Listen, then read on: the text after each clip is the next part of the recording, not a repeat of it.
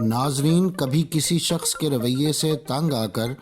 آپ کے دل میں اس شخص کو جان سے مار دینے کا خیال آیا؟ یا بینک میں کیشیئر کے پاس ڈھیر سارے نوٹ یا کسی کے پاس کوئی قیمتی چیز دیکھ کر اس سے چھیننے کا خیال آیا؟ ذرا سوچئے کہ اگر ہمارے دل میں آنے والے اس طرح کے خیالات پر بھی کسی قانون کا نفاذ ہوتا تو ہم میں سے شاید کوئی بھی کسی قانونی دفعہ سے بچ نہ پاتا۔ ہم سب اپنی زندگی میں اکثر ایسی کسی مجرمانہ خواہش کو دل میں جگہ دیتے ہیں، مگر آج کی ویڈیو میں ہم آپ کو ایک ایسے واقعے کی تفصیلات بتا رہے ہیں جس میں ایسی مجرمانہ خواہشات رکھنے پر نہ صرف قانون حرکت میں آیا بلکہ ملزم کو گرفتار کر کے مقدمہ بھی چلایا گیا اور سزا بھی دی گئی۔ اگر آپ مختلف سائنسی، تاریخی اور علمی موضوعات پر سوچتے ہیں اور مزید جاننے کا تجسس رکھتے ہیں تو سبسکرائب کیجئے ہمارا چینل اور بیل آئیکن دبائیے تاکہ ان موضوعات پر تیار کی گئی ہماری ویڈیوز آپ کو فوری مل سکیں۔ ناظرین، نیو یارک کا رہائشی گلبرٹو ویلے سائیکالوجی میں ڈگری مکمل کرنے کے بعد نیو یارک سٹی ڈپارٹمنٹ میں بطور پولیس آفیسر بھرتی ہوا تھا۔ ملازمت کرتے ہوئے ابھی اسے کچھ وقت گزرا تھا کہ ایک ڈیٹنگ ایپ پر اس کی ملاقات کیتھلین سے ہوئی اور کچھ عرصہ ڈیٹنگ کے بعد دونوں نے شادی کر لی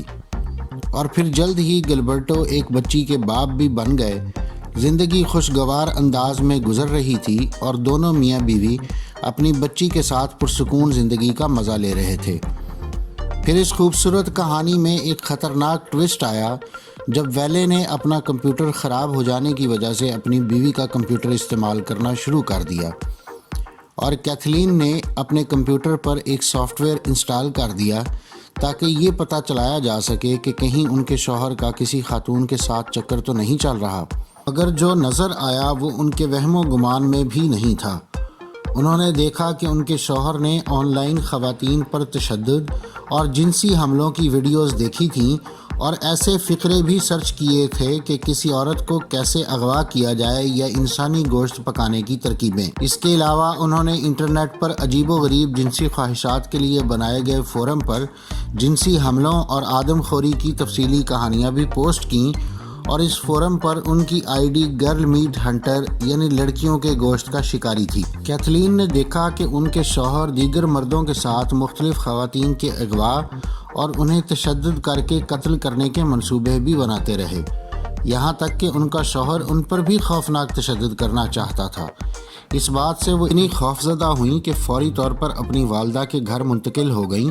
اور ایف بی آئی کو اس حوالے سے معلومات فراہم کیں، جس کے نتیجے میں اکتوبر 2012 میں ان کے شوہر کو گرفتار کر لیا گیا۔ ان پر خواتین کو اغوا کرنے، ان کا ریپ، قتل کرنے اور انہیں کھانے کے الزامات عائد کیے گئے۔ اس کے علاوہ ان پر کئی خواتین کے پتے اور فون نمبر وغیرہ حاصل کرنے کے لیے سرکاری ڈیٹا بیس کے استعمال کا الزام بھی عائد کیا گیا۔ کیتھلین نے فروری 2013 میں اپنے شوہر کے ٹرائل کے دوران عدالت کو روتے ہوئے بتایا کہ وہ میرے پیر باندھ کر میرا گلا کاٹنا چاہتے تھے اور پھر میرا خون بہتا دیکھ کر مزہ لینا چاہتے تھے۔ ثبوت اتنے مضبوط تھے کہ انہیں جھٹلایا نہیں جا سکتا تھا۔ وکیل دفاع نے ان ثبوتوں کی سچائی پر اعتراض نہیں کیا بلکہ انہوں نے تسلیم کیا کہ یہ صدمہ انگیز اور بھیانک ہیں، بالکل کسی ڈراؤنی فلم کی طرح، جس پر ویلے کو سزا سنا دی گئی، مگر جیل میں 21 ماہ گزارنے کے بعد ان کی دوبارہ اپیل پر فیصلہ کرتے ہوئے انہیں رہا کر دیا گیا۔ جج کا کہنا تھا کہ یہ بیمار ذہنیت ضرور ہے، مگر ویلے نے اپنی چیٹ میں ایک ہی دن میں پاکستان، کینیڈا اور یو ایس اے سے خواتین کو اغوا کرنے کا ناممکن منصوبہ ایک دوسرے مرد کے ساتھ شیئر کیا تھا۔ یہ محض ان کے خیالات ہیں، اور کیا بہت سے فکشن رائٹر اور فلم میکرز بھی یہی کام نہیں کرتے؟ مگر ویلے نے یہ سب منصوبے بنائے اور ایسی خواہش بھی رکھی، مگر حقیقتاً اس سب کے بعد بھی ویلے کی طرف سے خواتین کے خلاف معمولی سے معمولی جارحیت کا بھی کوئی عملی یا ٹھوس ثبوت موجود نہیں تھا۔ حیران کن بات یہ بھی ہے کہ اس سب سے ویلے کی اگرچہ نوکری گئی اور خود انہوں نے بھی بہت تکلیف اٹھائی، مگر اب اس تکلیف کی وجہ بننے والے خیالات وہ کتابی شکل میں لکھ کر شائع کرتے ہیں۔ 2016 میں اپنی پہلی کتاب لکھنے سے لے کر اب تک وہ 4 ناول تحریر کر چکے ہیں۔ پہلے جو خیالات وہ خفیہ طور پر لکھتے تھے، اب انہیں فروخت کر کے وہ پیسہ کماتے ہیں۔